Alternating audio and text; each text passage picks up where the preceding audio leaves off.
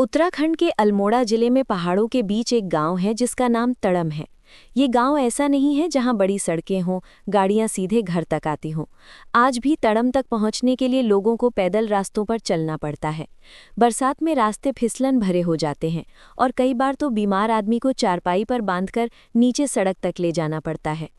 गांव वालों ने कई बार सड़क की मांग की, लेकिन आज तक तड़म तक पक्की सड़क नहीं पहुंची। इसी वजह से गांव हमेशा से थोड़ा अलग थलग रहा है। तड़म के लोग ज्यादातर खेती और पशुपालन पर निर्भर हैं। गाय, भैंस और बकरी ही उनकी असली पूंजी हैं।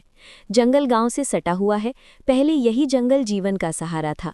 लोग बिना डर के जंगल जाते थे, घास काटते थे, लकड़ी लाते थे और जानवर चराने ले जाते थे। बच्चों को भी जंगल से डर नहीं लगता था। सब कुछ सामान्य चल रहा था। फिर एक समय ऐसा आया जब हालात बदलने लगे। सबसे पहले एक परिवार की बकरी गायब हुई। किसी ने ज्यादा ध्यान नहीं दिया। कुछ दिनों बाद एक गाय मरी हुई मिली।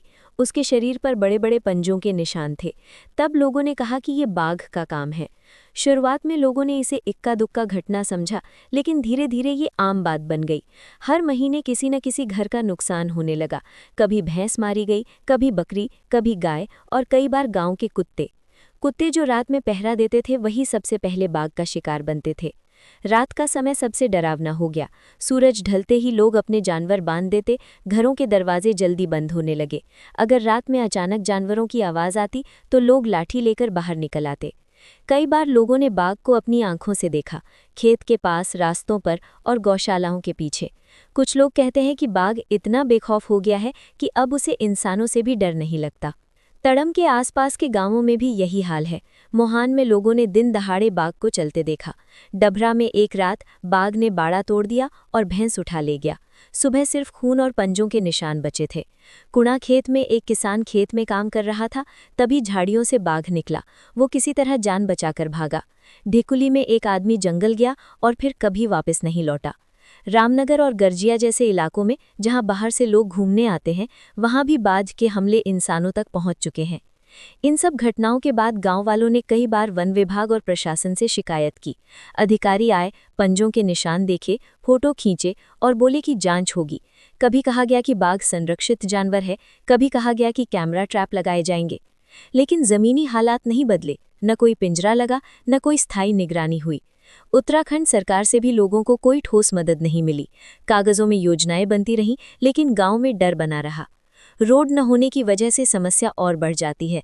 अगर रात में बाघ हमला कर दे और कोई घायल हो जाए तो उसे तुरंत अस्पताल ले जाना भी मुश्किल हो जाता है। कई बार लोग सोचते हैं कि अगर सड़क होती तो शायद हालात थोड़े बेहतर होते, लेकिन सड़क की फाइलें सालों से दफ्तरों में धूल खा रही हैं। धीरे धीरे गांव की आर्थिक हालत खराब होने लगी। जानवर मरने से दूध बंद हो गया, खेतों में काम करना मुश्किल हो गया, बच्चों की पढ़ाई प्रभावित होने लगी। ऐसे में लोगों ने गांव छोड़ने के बारे में सोचना शुरू किया।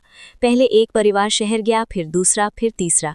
कोई रामनगर गया, कोई हल्द्वानी, कोई दिल्ली। आज हालत ये है कि तड़म और आसपास के कई गांवों में घर खाली पड़े हैं। कई घरों में ताले लटक रहे हैं। उत्तराखंड में पलायन पहले से ही एक बड़ी समस्या है, लेकिन बाघ का डर और सरकार की अनदेखी इस पलायन को और तेज कर रही है। बूढ़े लोग गांव में रह गए हैं। वे कहते हैं कि अब गांव में वही लोग बचे हैं जिनके पास जाने की कोई जगह नहीं है। बच्चे अब गांव में नहीं, शहरों में बड़े हो रहे हैं। खेत खाली हो रहे हैं और जंगल और गांव के बीच की दूरी और कम होती जा रही है। आज भी तड़म में बाघ आता है, आज भी जानवर मरते हैं, आज भी लोग डर के साथ जीते हैं और आज भी लोग गांव छोड़कर शहर जाने का फैसला कर रहे हैं। ये कहानी सिर्फ तड़म की नहीं है। ये मोहान, डभरा, कुणाखेत, ढिकुली, रामनगर और गर्जिया जैसे कई गांवों की कहानी है। ये पूरे उत्तराखंड की सच्चाई है, जहां गांव धीरे धीरे खाली होते जा रहे हैं और कोई सुनने वाला नहीं है।